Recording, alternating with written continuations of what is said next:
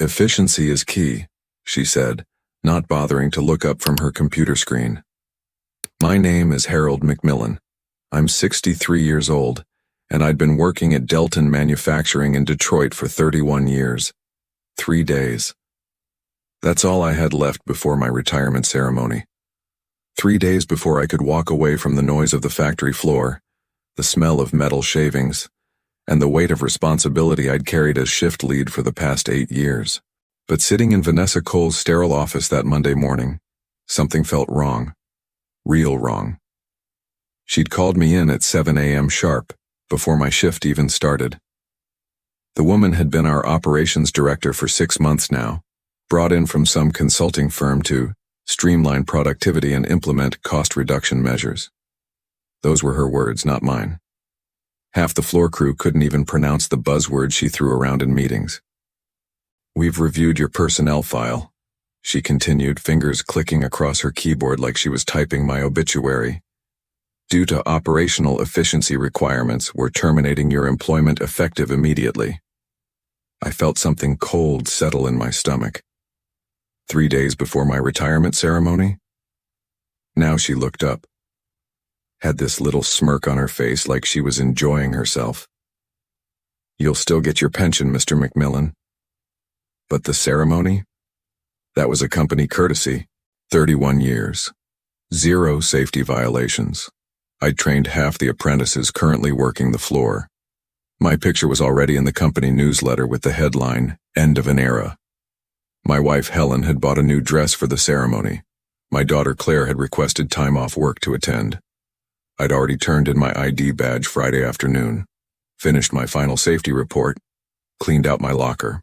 The only thing left was shaking hands with the CEO and accepting some engraved plaque that would sit on my mantelpiece until I died. HR will walk you out, Vanessa added, already looking back at her screen. I stood up slowly. My knees creaked the way they always did after sitting too long. Efficiency is key, I said, and walked out. Security was waiting in the hallway. 2 young guys I'd never seen before, probably contractors. They flanked me like I was some kind of criminal as we walked through the plant. Workers stopped what they were doing to stare. Jimmy Torres, who I'd been mentoring for 2 years, looked confused as hell. I just nodded at him and kept walking. Outside, they handed me a cardboard box with my personal items. Coffee mug Helen had given me for Christmas. Photo of my granddaughter. Reading glasses I kept in my desk drawer. That's when I knew things were about to get interesting. I'd started at Delton right out of high school in 1994. 18 years old, didn't know a damn thing about manufacturing. My dad had worked the line at Ford for 30 years before the plant closed, and he told me to find something stable. Get in with a good company, he said. Keep your head down, do the work, and they'll take care of you. Delton took care of me all right. Promoted me to line supervisor after 5 years. Made me shift lead 8 years ago when old Mickey Brennan had his heart attack.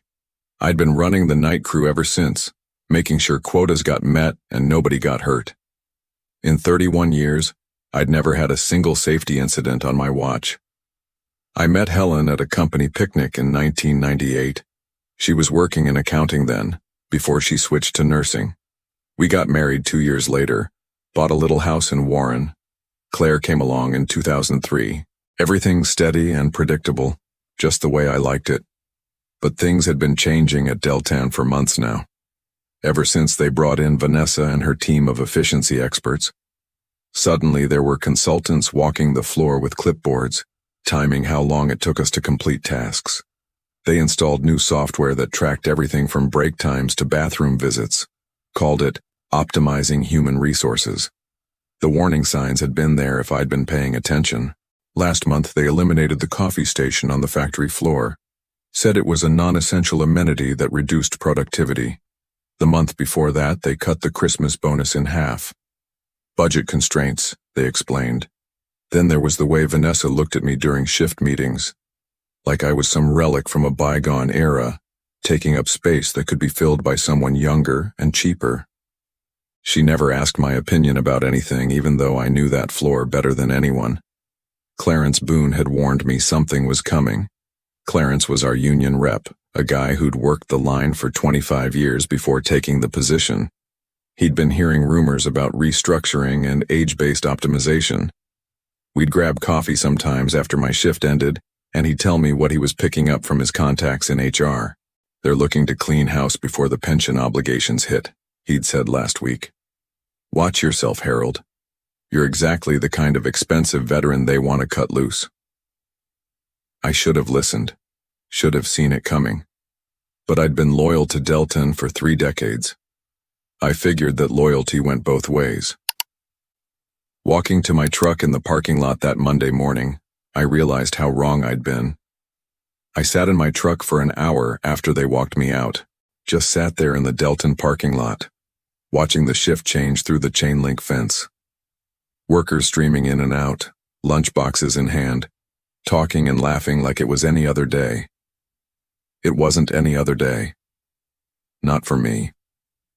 My phone started buzzing around 8 a.m.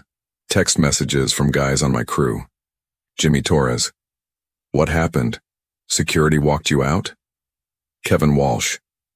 Is it true they fired you? Danny Foster. This is bullshit, Harold. What can we do? I didn't answer any of them. Not yet. I needed to think. The cardboard box sat on my passenger seat like evidence of a crime. 31 years reduced to a coffee mug and a picture.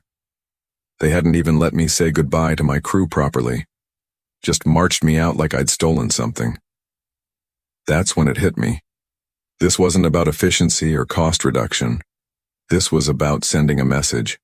Show the younger workers what happens when you get too old, too expensive, too comfortable. Make them understand that loyalty is a one-way street. I started the engine and drove home.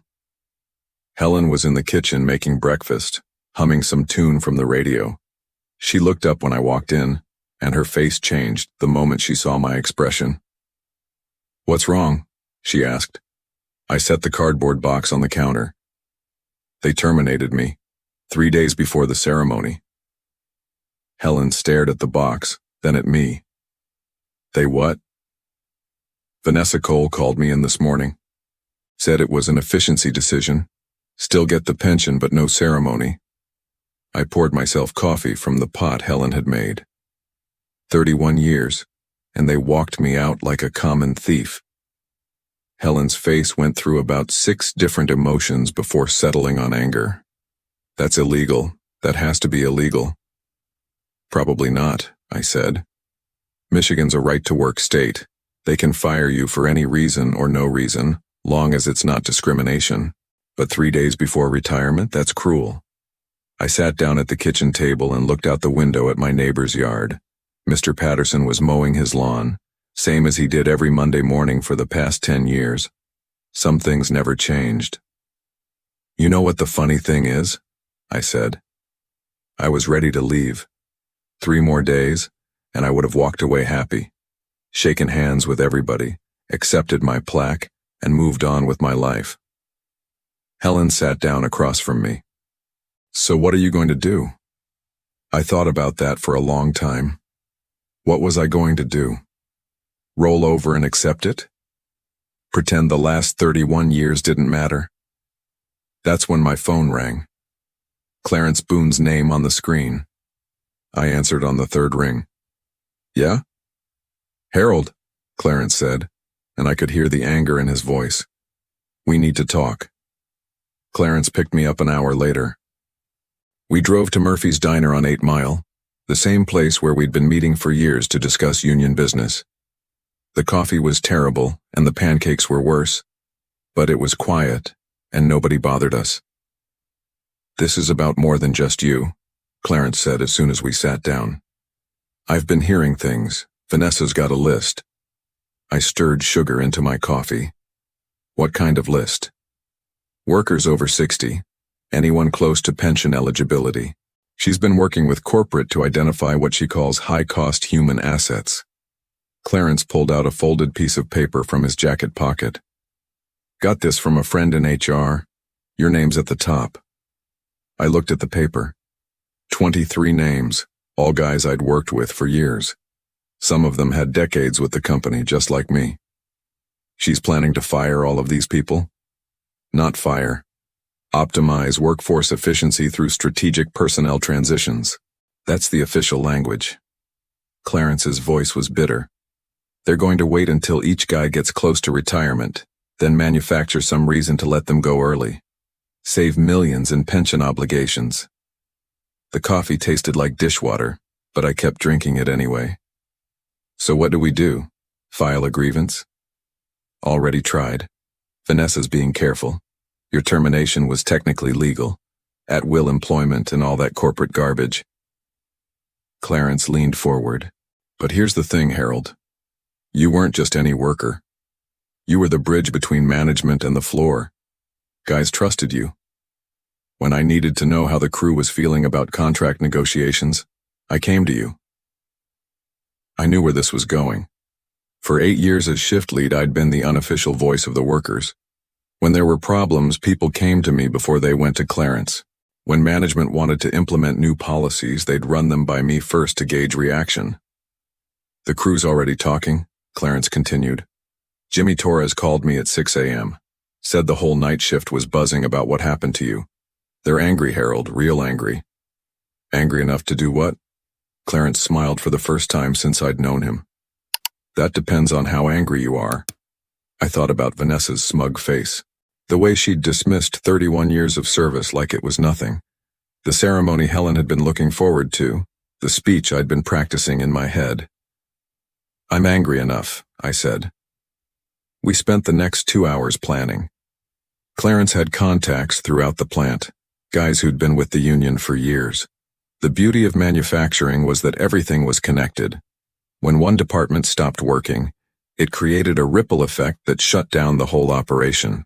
We need to be smart about this, Clarence said. Can't make it look like an organized work action or they'll file injunctions and bring in replacement workers. Has to look spontaneous. What about the contract? Don't we have a no-strike clause? Funny thing about contract violations, Clarence said. They work both ways. Terminating a respected veteran 3 days before retirement without cause? That could be seen as acting in bad faith.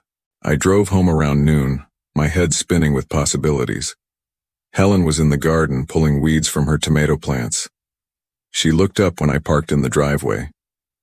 How was your meeting with Clarence? Educational, I said. That afternoon my phone started ringing. Workers from different shifts, guys I'd known for years. Word was spreading through the plant like wildfire. Not just about my termination, but about the list. About Vanessa's plan to eliminate every worker close to retirement. By 5 p.m., I'd talked to more people than I had in months. The anger was real. These weren't troublemakers or malcontents. These were solid workers who'd given decades to Delton, and they were watching their future disappear one termination at a time. Around 6 p.m., Jimmy Torres called. Harold, we need to do something. This isn't right. What do you have in mind, Jimmy? There was a long pause. Tomorrow's Tuesday. My shift starts at 6 a.m. What if I just forgot to turn on my welding station? I smiled. That would be unfortunate, Jimmy. Equipment malfunctions happen all the time. Yeah, Jimmy said. They do. Tuesday morning I was awake before my alarm went off. Old habits. For 31 years I'd been getting up at 4:30 a.m. to make the 6 a.m. shift. My body didn't know how to sleep in. Helen was still in bed when I got dressed and drove to Delton. Not to work, obviously. Just to watch. I parked across the street from the main gate and waited. At 6 a.m. sharp, the day shift started filtering in. Jimmy Torres nodded at me as he walked through the gate. So did Kevin Walsh and Danny Foster. A dozen other guys I'd worked with for years. At 6:15 a.m. I got a text from Jimmy. Welding station's down. Weird electrical problem. At 6:22 a.m. Kevin. Paint booth's acting up. Compressor won't start. At 6:30 a.m. Danny. Forklift battery's dead. Must have been a drain overnight. By 7 a.m. I'd received 15 text messages about various equipment failures throughout the plant. Nothing dramatic. Nothing that would trigger safety concerns. Just the kind of minor mechanical problems that happened in old manufacturing facilities. The beautiful thing about manufacturing is that everything's connected. When the welding stations go down, the assembly line stops. When the paint booth malfunctions, finished products can't be completed. When the forklifts break down, materials can't be moved between departments. At 8 a.m., Clarence called me. "You need to see this," he said. I drove to the Union Hall on Grand River. Clarence was waiting in the parking lot with a newspaper in his hand. "Front page of the business section," he said, handing it to me. The headline read, "Delton Manufacturing Implements Aggressive Cost-Cutting Measures."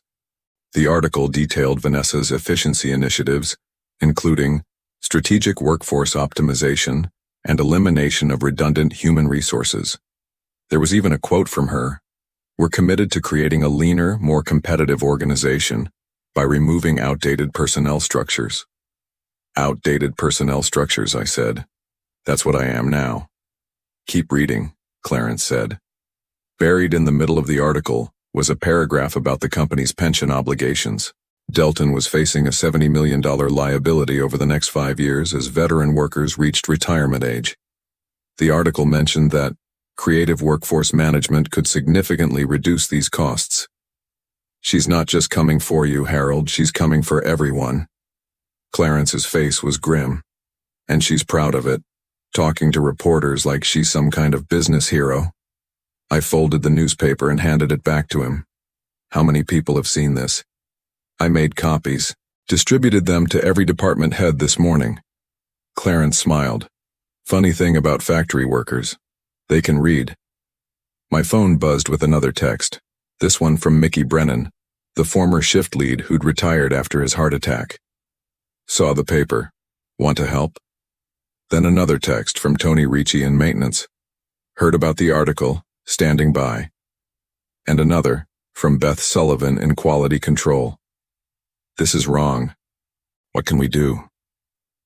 By 9 a.m., I'd received 47 text messages from current and former Delton employees. Word was spreading beyond the plant floor. People were talking to their families, their neighbors, their friends at other companies. At 10 a.m., Clarence called again. "You need to get down here. News van just pulled up at the plant." I drove back to Deltan.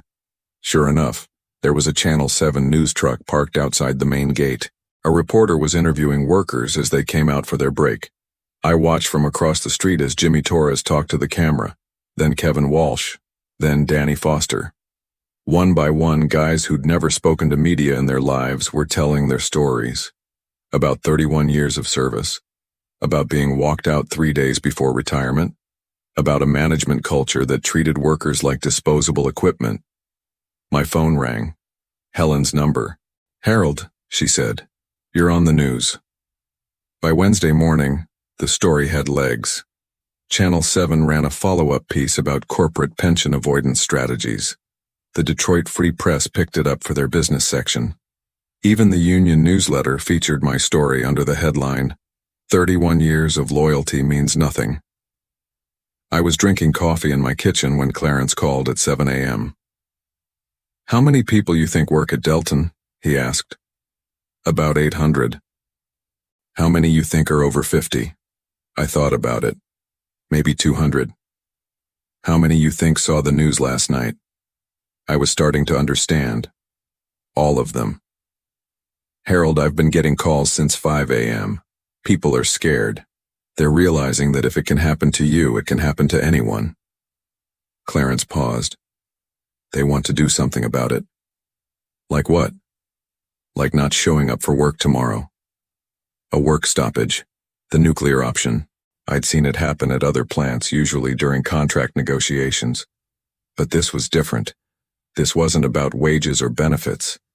This was about dignity. "What's the legal risk?" I asked. "Honestly, significant. Company could fire everyone, bring in replacement workers.